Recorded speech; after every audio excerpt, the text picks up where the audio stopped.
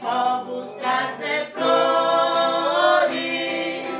cantar hinos de alegria, nesta hora tão solene, coroa a Virgem Maria, nesta hora tão solene, coroa a Virgem Maria. Louvores, pois, a Maria, neste mês abençoado, de mil flores adornemos seu altar tão venerado. De mil flores adornemos seu altar tão venerado. Vinde, povos, trazer flores, cantar hinos de alegria, nesta hora tão solene, coroa a Virgem Maria, nesta hora tão solene, coroa a Virgem Maria. Salve Maria! Sejam bem-vindos ao 4º dia do Seminário de Maria no Lar, uma promoção do Senatus de São Paulo para que nesse período de isolamento social a gente permaneça unidos na oração e na formação. Eu sou o Hugo, eu venho da Diocese de São Miguel Paulista e lá o nosso Bispo Emérito, Dom Fernando Legal, ele costuma dizer que nós precisamos conhecer para amar, amar para servir, servir a Jesus Cristo presente no irmão. Então eu espero nessa noite poder contribuir para que você conheça um pouco mais sobre a fé católica e, em consequência, que você ame um pouco mais essa fé tão bonita que nós professamos. Antes de iniciar, façamos uma oração pedindo para que esse nosso encontro de hoje seja iluminado, pedindo para que venha sobre nós a luz do Espírito Santo.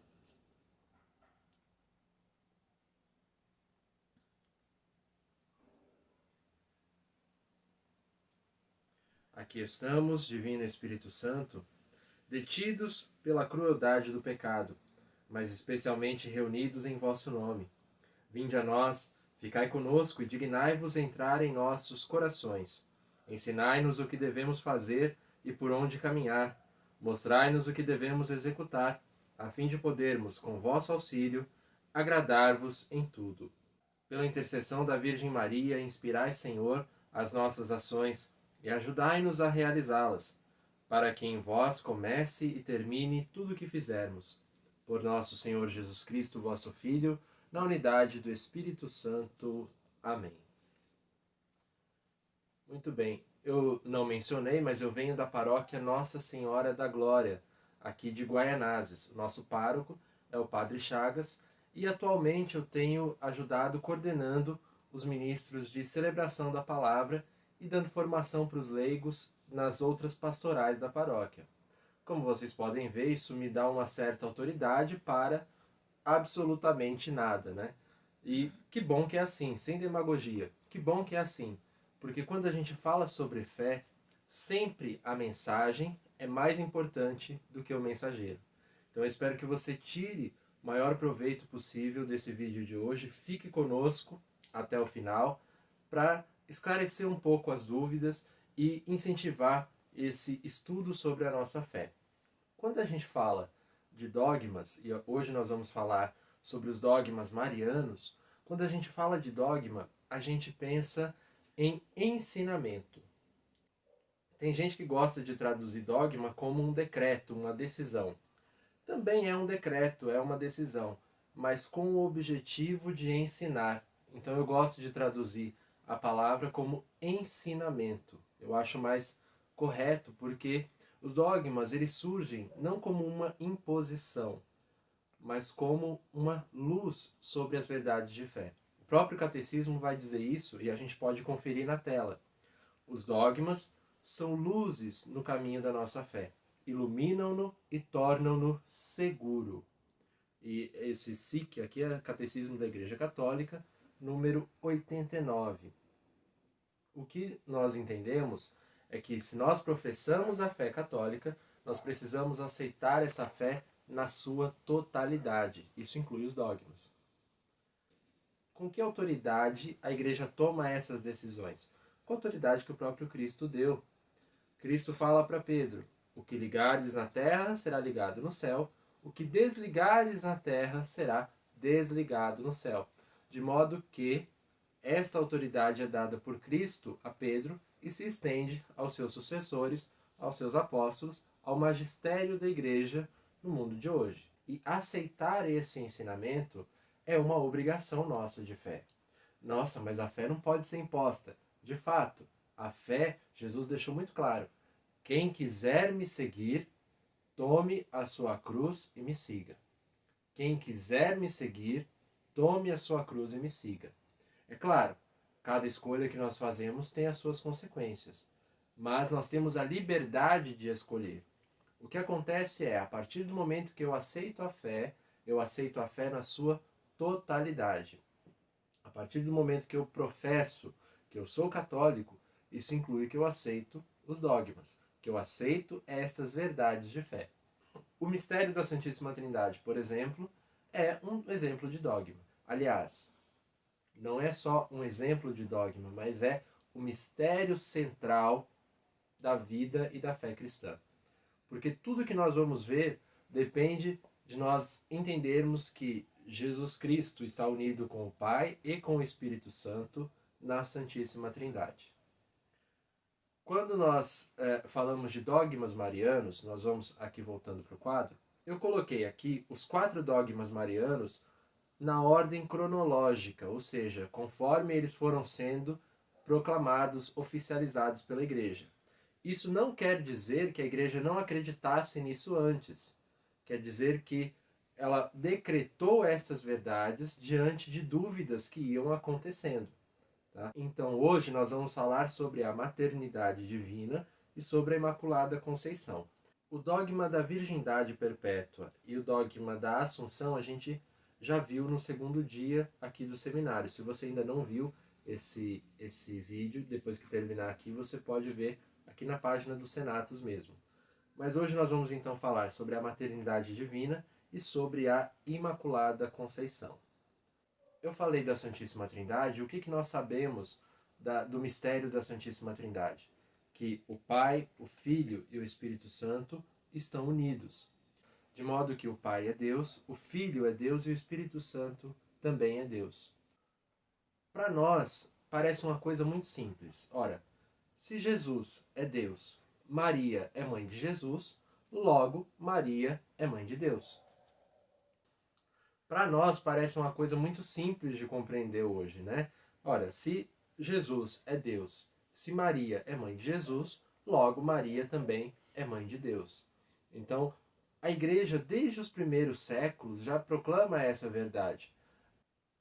Mas nem sempre a situação foi tão simples assim, de modo que foi preciso convocar um concílio para que a Igreja pudesse oficializar esta verdade através de um dogma.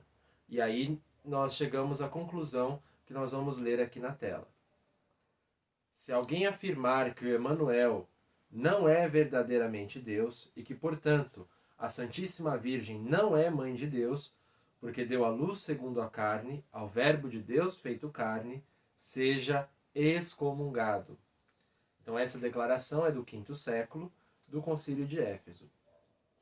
Não é possível nós falarmos de Maria sem falar de Cristo, sem falar desse mistério da encarnação, que foi o que gerou grandes conflitos, né, e que motivou esse Concílio de Éfeso. Lembram que eu falei no início? Os dogmas, eles são proclamados para tirar as dúvidas, para ensinar do modo correto. Então, se existe um dogma, é porque em algum momento existia a dúvida, existia o conflito. Então, qual era o conflito desta maternidade divina? Por que não algumas pessoas não acreditavam, né? Vamos ver quais eram as objeções. Aliás, que palavra bonita, né? Objeções. Eu não mencionei, mas eu participo da Legião de Maria desde os 9 anos de idade. E eu fui até o ano passado, eu era membro ativo, hoje eu sou membro auxiliar. Mas eu aprendi essa palavra objeções através do manual da Legião de Maria, porque lá tem um capítulo, né, que diz assim: antecipando objeções prováveis. Antecipando objeções prováveis. Aí, quando eu leio aquilo, eu falo, nossa, que jeito elegante de você corrigir as pessoas, né? Porque parece que estavam escrevendo e quiseram dizer assim: ó, eu sei que você vai falar bobeira, então deixa eu te cortar logo e te explicar do jeito certo. Mas aí disseram, não, a gente não pode escrever isso no manual. Então escreve assim: antecipando objeções prováveis. É um jeito elegante, né, de você evitar o erro. Mas voltando para o nosso assunto, as objeções que o dogma da maternidade divina encontrou, elas estavam muito ligadas às dúvidas sobre a natureza de Jesus. Então o que acontece? A gente vai ver aqui que Nestório ele acreditava que Jesus tinha a natureza humana separada da natureza divina. Então Jesus ele era Deus na sua divindade, mas a natureza humana era completamente separada. De modo que Maria era mãe só da natureza humana e não poderia ser mãe da natureza divina de Jesus. Mas aí aparece São Cirilo de Alexandria como grande adversário de Nestório, desse movimento chamado de nestorianismo, que separa a natureza de Jesus e vai dizer, não, Jesus Cristo é verdadeiro Deus e verdadeiro homem. Jesus Cristo é verdadeiro Deus e verdadeiro homem, como a gente reza na jaculatória da bênção do Santíssimo, né? Bendito seja Deus, bendito seja seu santo nome, bendito seja Jesus Cristo, verdadeiro Deus e verdadeiro homem. Então aparece São Cirilo como um grande opositor de Nestório, e só pelo nome, né? Um deles virou santo, então vocês já sabem quem ganhou a briga. Que vale aqui aquilo que o Padre Léo gostava muito de dizer, o Padre Léo da Canção Nova, já falecido. Várias religiões ensinam como o homem sobe uma escada para chegar até Deus. Cristianismo não. Cristianismo vai dizer que Deus desceu e veio à Terra para estar junto com o homem, vivendo esta humanidade sem abrir mão da sua divindade. As duas naturezas fazem parte da mesma pessoa do Verbo. E aí esta união vai ter um nome bonito, né? Um nome difícil, que é união hipostática. Quer dizer que as duas naturezas, humana e divina, estão unidas em uma só pessoa, que é a pessoa do Verbo. Quem disse isso? Quem diz que Jesus é Deus? Ora, o próprio Jesus vai nos revelar isso. De que modo? Nos primeiros evangelhos, ele vai fazendo coisas que só cabem a Deus. Jesus cura os leprosos, Jesus ressuscita, né? Ressuscita Lázaro. No Evangelho de São João fica clara esta união das duas naturezas de Jesus na pessoa do Verbo. Inclusive, o Evangelho começa assim: no princípio era o Verbo, e o Verbo estava em Deus, e o Verbo era Deus. O Verbo era Deus. Essas duas naturezas estando em Jesus implicam que quando Maria, né, gera esta carne do seu filho, ela também se torna mãe desta divindade. Não tem como nós separarmos as duas coisas. E é claro, né, eu citei aqui Nestório, no seu conflito com São Cirilo, mas outras correntes de pensamento também tentaram mudar esta verdade. Tentaram interpretar de modo errado essa verdade de que Jesus é Deus. E se nós procurarmos amparo na palavra, o que é que nós vamos encontrar? Vamos acompanhar aqui. Vejam. Eis que uma virgem conceberá. Já era uma profecia lá no livro de Isaías. Quando o anjo anuncia Nossa Senhora, ele diz: o que nascerá de ti será chamado Filho de Deus. Ou seja, nascerá de ti. Foi gerado também por Nossa Senhora, com o material, vamos dizer assim, o material genético de Maria. Então ela é mãe de Jesus e, sendo mãe de Jesus, é mãe de Deus. Aqui a gente tem o docetismo e essa imagem assim de Jesus, né, brilhante, um espectro, uma coisa assim, é porque eles acreditavam que Jesus não participou da nossa humanidade. Jesus não participou da humanidade. Jesus, na verdade, era só divino. Jesus só tinha a natureza divina e ele parecia humano. Ele assumiu só uma forma, uma ilusão de uma forma humana. Doqueu, né, vem justamente disso, de parecer. Doqueu vem do grego, né? Parecer, tomar a forma de, ter a aparência de, né? Então tem a aparência de um homem, mas continuava sendo Deus.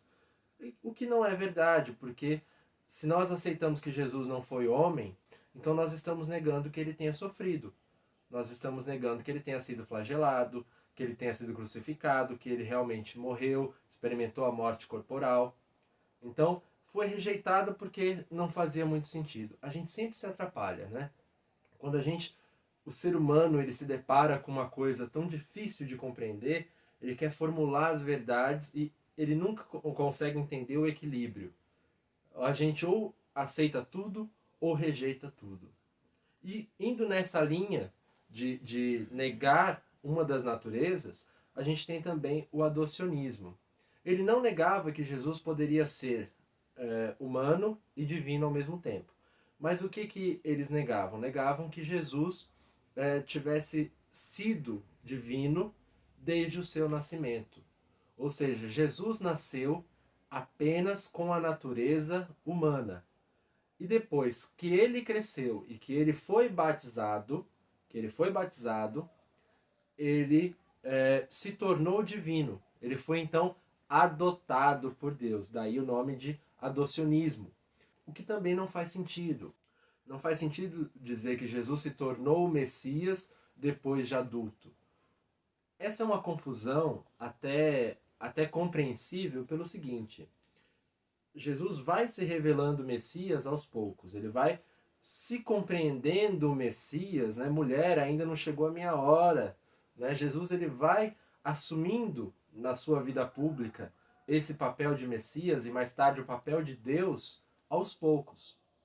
Mas todo o mistério de Deus, ele se revela aos poucos.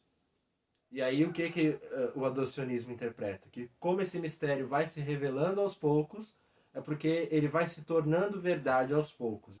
O que não é verdade se a gente for olhar a palavra de Deus com um pouco mais de calma.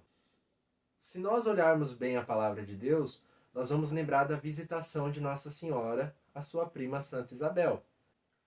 E o que é que Santa Isabel fala para Nossa Senhora? Como que eu posso merecer essa honra que a mãe do meu Senhor tenha vindo me visitar? Santa Isabel não ia chamar de Senhor um menino na sua natureza humana, mas Deus, natureza humana e divina na pessoa do Verbo. Então aquela palavra difícil que a gente estava falando no início, né, a união hipostática, ela começa desde o momento da concepção. Ela não vai acontecer com Jesus adulto, não é uma apoteose, né, de elevar o Jesus à condição divina, né?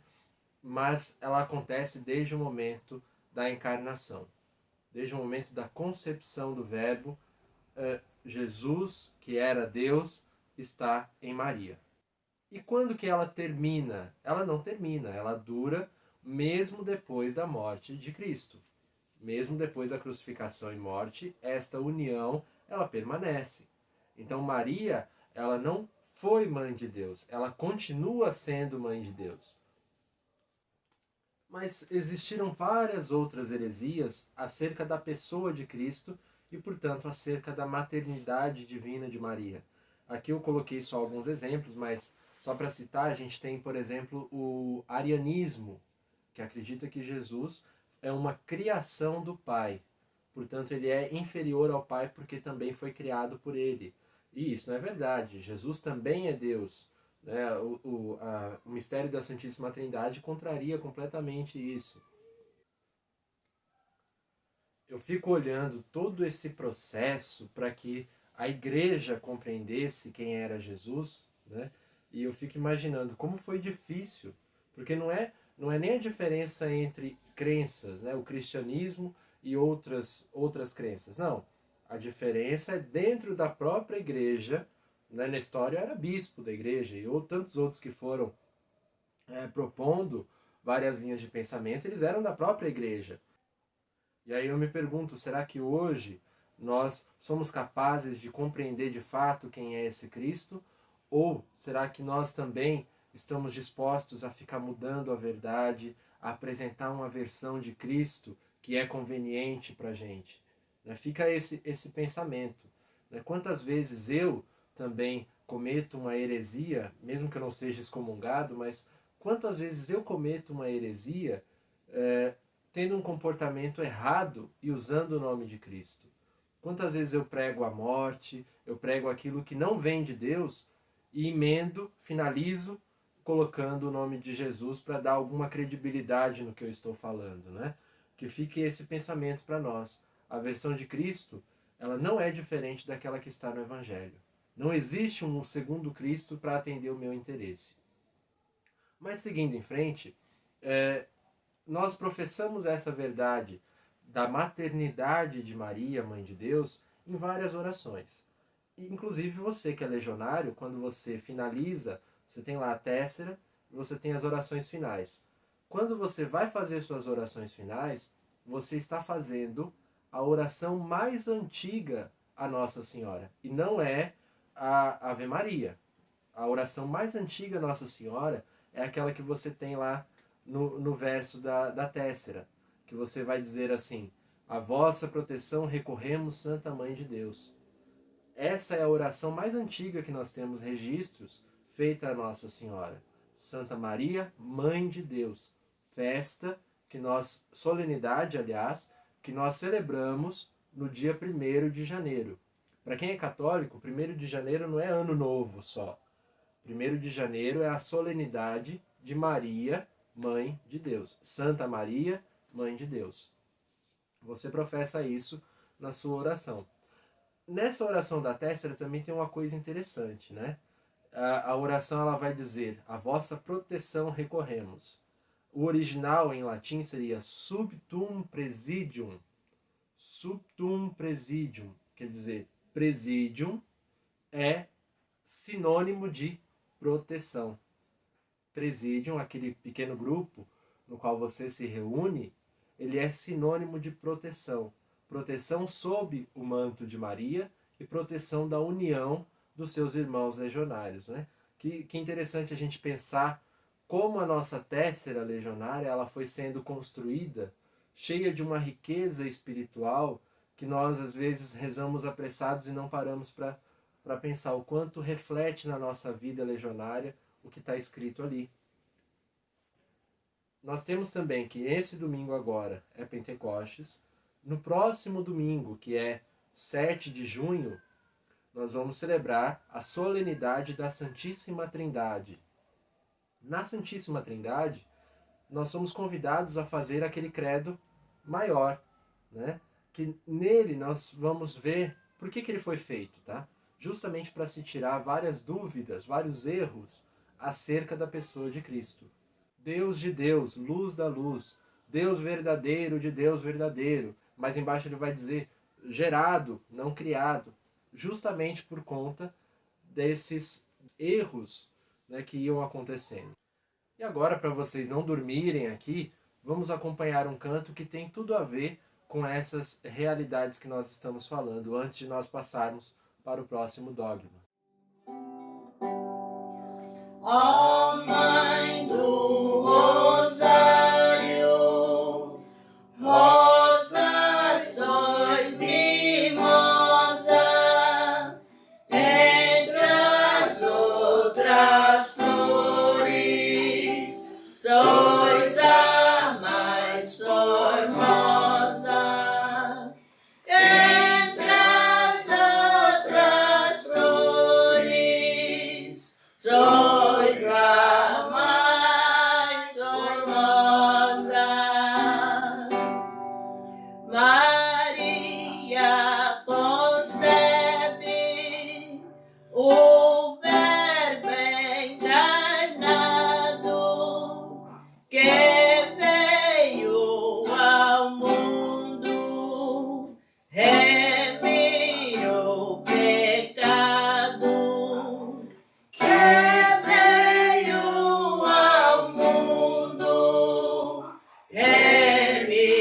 o pecado. Ó Mãe do Rosário, rosa sois mimosa, entre as outras flores, sois a mais formosa. Entre as outras flores, sois a mais formosa.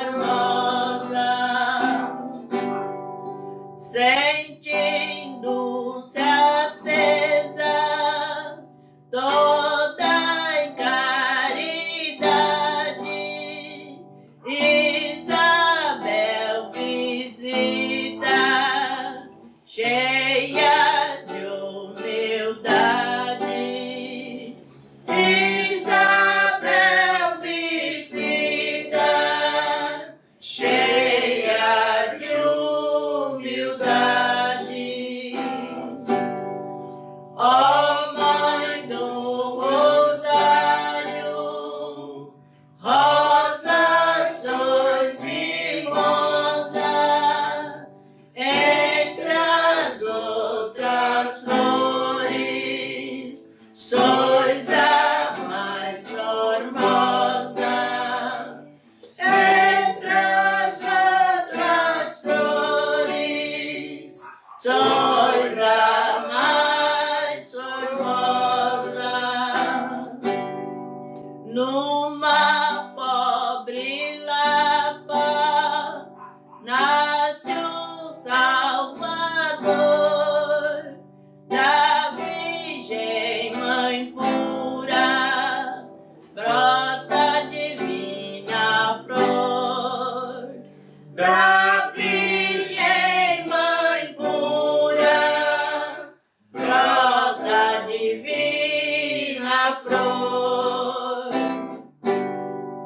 Ó Mãe do Rosário, rosa sois mimosa, entre as outras flores, sois a mais formosa. Entre as outras flores, sois a mais formosa. Santíssima Virgem, eu creio e confesso vossa santa e imaculada Conceição, pura e sem mancha. Ó Puríssima Virgem Maria, por vossa Conceição Imaculada e gloriosa prerrogativa de Mãe de Deus, alcançai-me de vosso amado Filho a humildade, a caridade, a obediência, a castidade, a santa pureza de coração, de corpo e de espírito, a perseverança na prática do bem, uma santa vida e uma boa morte. Amém. Nós, então, agora iniciamos com esta oração aquilo que ela professa, que é o dogma da Imaculada Conceição. Eu aproveitei esse momento de pausa com o canto para poder colocar uma blusa. Aqui em São Paulo a gente está experimentando um pouco de frio nesses dias. Mas então, o dogma da Imaculada Conceição. Maria concebida sem pecado original. E aí nós vamos perguntar, o que é o pecado original? Quando a gente fala em pecado original, a gente vai lembrar de Adão e Eva, a história do Jardim do Éden, da expulsão do paraíso, né? O pecado da desobediência de Adão e Eva com a árvore do conhecimento. Pois bem, eu não quero escandalizar ninguém, tá certo? Mas eu vou contar um segredo aqui para ficar só entre nós três. Eu, você e a internet. A Bíblia, ela não é um texto jornalístico. Não estou dizendo que a Bíblia ela conta mentira. Não é isso. Tá? Mas o que quer dizer que as verdades que estão ali registradas, elas vão além da história literal. Quer dizer, é muito mais importante a catequese que existe ali, naquela história da criação do mundo, a história da aliança de Deus com a humanidade, através da figura de Adão e Eva, né? Porque o que eles representam? Eles representam a gente. Quando eu toco nesse assunto, eu sempre lembro de uma roda de conversa que eu tive numa escola, uma roda ecumênica, né? Uma roda de conversa ecumênica, e eu fui representando como leigo, representando a Igreja Católica. E tinha pastores, tinha pessoas, tinha pessoal do Espiritismo, enfim, várias religiões, várias denominações. E aí uma criança, muito abençoada, vira para mim e faz a seguinte pergunta: como que Adão e Eva tiveram netos se só tinha eles dois, Abel e Caim? E aí eu tive que explicar, né, que a Bíblia ela é esta linguagem, essa catequese. E aí, para minha surpresa, as crianças entenderam tranquilamente, né, o que eu estava dizendo. Mas os adultos ficaram: "Ah, meu Deus, que escândalo, como assim? Né, desfazendo todo isso, é uma heresia, está desfazendo todo o ensinamento da igreja." Não, não é isso. Se nós compreendêssemos que a Bíblia não é um texto jornalístico, mas um texto a ser interpretado à luz da fé do magistério da igreja, nós nos daríamos o mínimo de trabalho de olhar isso daqui. Olha, o que o nosso catecismo vai dizer falando sobre a queda, né, de Adão e Eva como nossos pais? Olha só, a narrativa da queda, no Gênesis 3, utiliza uma linguagem feita de imagens, mas afirma um acontecimento primordial.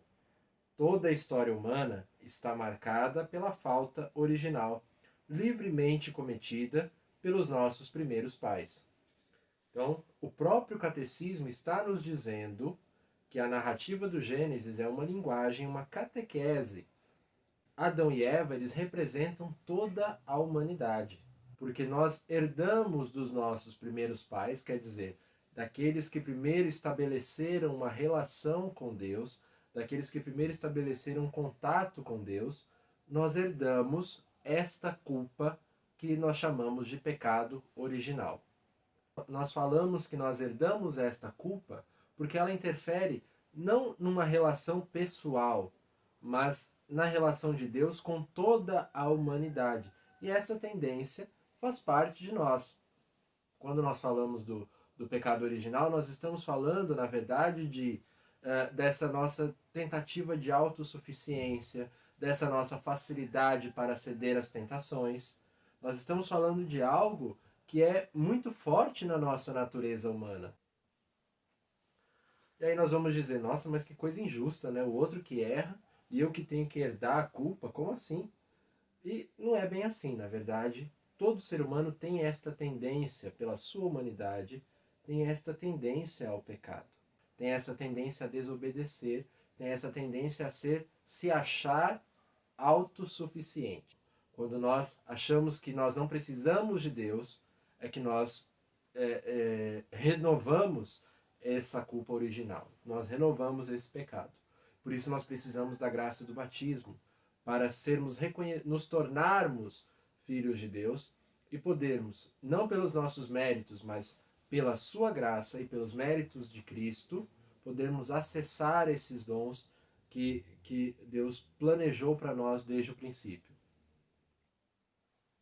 É importante dizer que a salvação ela só acontece porque nós aceitamos a graça de Deus, mas que, em primeiro lugar, Deus nos oferece essa graça. Ou seja, toda a iniciativa de salvação vem de Deus.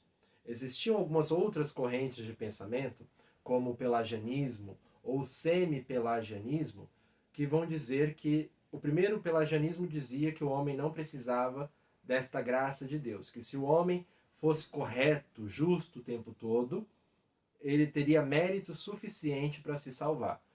Não é verdade. Mas a segunda versão dessa heresia, que é o semi-pelagianismo, vai dizer que o homem de fato precisa da graça, mas ele acessa essa graça a partir do momento que ele quiser. Ou seja, o homem toma a iniciativa e acessa e recebe a graça de Deus. Olha o que nós falamos no dogma anterior, né? Cristianismo não é o homem subindo uma escada e chegando até Deus. É Deus vindo à terra. É Deus procurando o homem. Vamos voltar para o Gênesis? Quando Adão e Eva perceberam que estavam nus, quer dizer, que através do erro deles de comer, né, do fruto da árvore do conhecimento e quererem ser como Deus, eles perceberam que quando eles cometeram aquele pecado, eles estavam completamente despidos, ou seja, eles perderam todos os dons que Deus tinha dado através da sua graça. Quando eles perceberam que tinham errado, o que eles foram fazer? Se esconderam. E aí o que vai acontecer? O que o Gênesis vai dizer? Que Deus procurou por eles. Deus tomou a iniciativa de procurar por eles.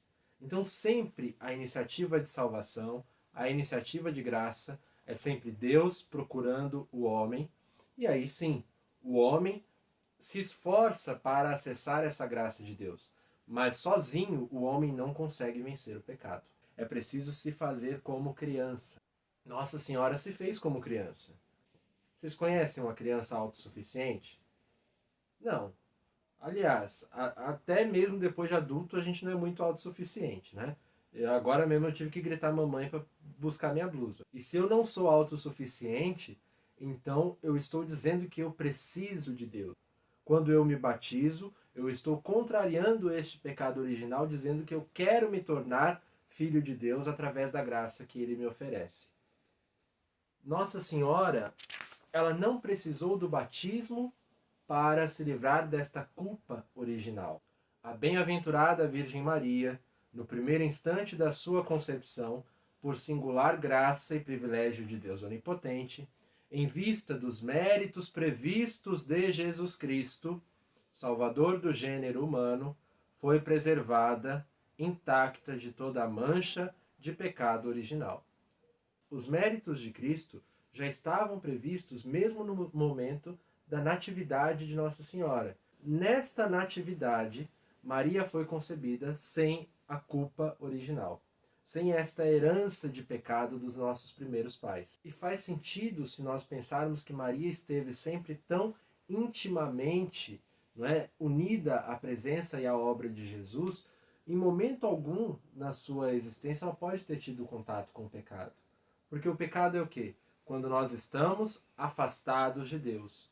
Não quer dizer que ela tenha se salvado sozinha.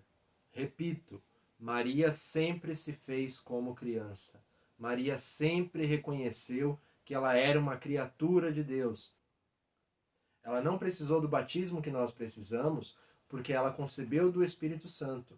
E este ato de conceber do Espírito Santo já estava previsto mesmo antes do nascimento dela. E ela, em todos os momentos, se coloca como essa criatura de Deus. Vamos lembrar um velho conhecido nosso da Legião, que é São Luís Maria de Montfort, um dos nossos padroeiros.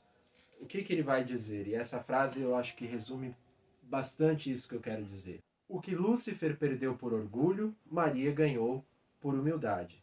O que Eva perdeu pela desobediência, salvou Maria pela obediência. Quer dizer, Maria é a nova Eva. Se Cristo é o novo Adão que vem trazer para nós a nova e eterna aliança com Deus, Maria vem como a nova Eva para participar desta aliança, para salvar esta aliança através da sua obediência, através do seu sim. Esse dogma também foi confirmado em um evento reconhecido pela Igreja, que é a aparição de Nossa Senhora em Lourdes, a Santa Bernadette, em que num dos momentos Bernadette pergunta: mas qual é o seu nome? Todo mundo quer saber seu nome, as pessoas não acreditam em mim, como você se chama? E Nossa Senhora responde para Bernadette: eu sou a Imaculada Conceição. E daqui nós entendemos então como Maria conseguiu alcançar tanta graça aos olhos de Deus. Percebam, Maria é cheia de graça. Se ela é cheia de graça, não tem espaço para o pecado. Maria não se coloca no grau de latria, que é o grau de adoração que nós temos apenas com Deus. Seja como Pai, Filho ou Espírito Santo, a adoração se reserva apenas a Deus. Também ela não se coloca no grau da dulia. que é a veneração comum que nós temos aos santos. Maria está um grau acima dos outros santos, que é o que nós conhecemos como hiperdulia. Isso é, ela é infinitamente inferior a Deus. Mas ela também está acima dos outros santos, porque nenhum foi capaz de alcançar tamanha graça aos olhos de Deus. Então que nós, como legionários, possamos nos colocar na presença de Deus através da intercessão de Nossa Senhora. Que nós possamos, a exemplo dela, conduzir as pessoas até o Cristo. E de que forma nós podemos fazer isso? Bem, isso que nós estamos fazendo, por exemplo, é um caminho. Nós estamos tentando levar conhecimento para as pessoas, levar formação, levar essas pessoas a rezarem. Isso é um caminho. Mas a catequese de verdade se dá através do dia a dia, através de como nós apresentamos Cristo para as pessoas, através das nossas atitudes. Então, uma boa catequese, ela se dá com exemplos e, às vezes, com as palavras. Eu sempre gosto de citar, por exemplo, algumas pessoas. Uma delas, vocês conhecem aqui dos Senatos, que é a Dona Rejane, né? Que faz o terço aqui nas sextas-feiras, se não me engano, agora nesse mês de maio. Foi ela quem me trouxe para a Legião. Né? Desde os 9 anos ela vinha na minha casa, me buscava. Depois a minha mãe também entrou para a Legião de Maria. E nós seguimos nas pastorais da igreja graças a esse trabalho de testemunho. Vamos pensar nisso, vamos pensar em agir como Maria agiu. Vamos pensar em replicar este exemplo nas nossas vidas. E aí então, aos poucos, nós vamos apresentando a catequese. Aí aos poucos nós vamos falando dos dogmas. Porque só assim nós trazemos essas pessoas para Cristo. Então eu agradeço o convite, a oportunidade e desejo concluir esta noite pedindo que você, na medida do possível, né, fique tranquilo acompanhando as nossas orações, que nós não percamos a nossa esperança nessa situação que é, com certeza, passageira e que ainda vai nos ensinar muitas coisas no futuro próximo. E que nós possamos, né, sem querer romantizar o desespero de ninguém, mas que nós possamos tirar grandes ensinamentos de tudo isso que nós estamos vivendo. Vamos concluir pedindo a Nossa Senhora a sua intercessão. Eu falei da onipotência suplicante e São Bernardo, que deu esse título a Nossa Senhora, ele também compôs uma belíssima oração mariana que nós podemos repetir.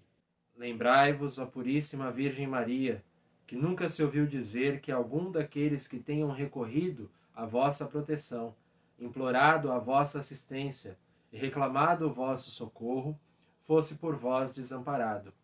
Animado eu, pois, de igual confiança, a vós, Virgem entre todas singular, como filho à mãe recorro, de vós me valho, e gemendo sob o peso dos meus pecados, me prostro aos vossos pés.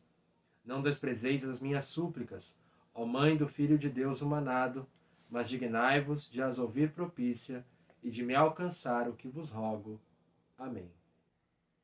E agora nós nos despedimos, você fica com mais um canto. Esses cantos foram gravados pelo Noel, pela Lúcia, pela minha mãe, pela Dona Rejane, no momento em que nós ainda podíamos nos reunir. Isso foi do ano passado.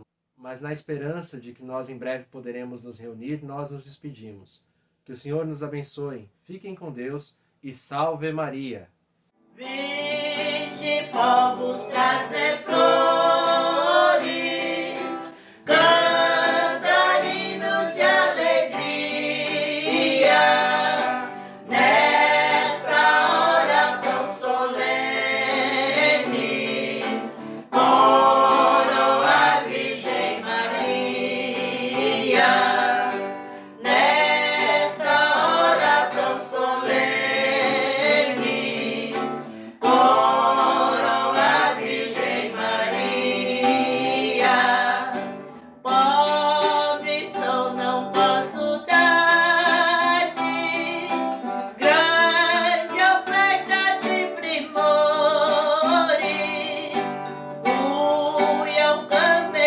Coroa.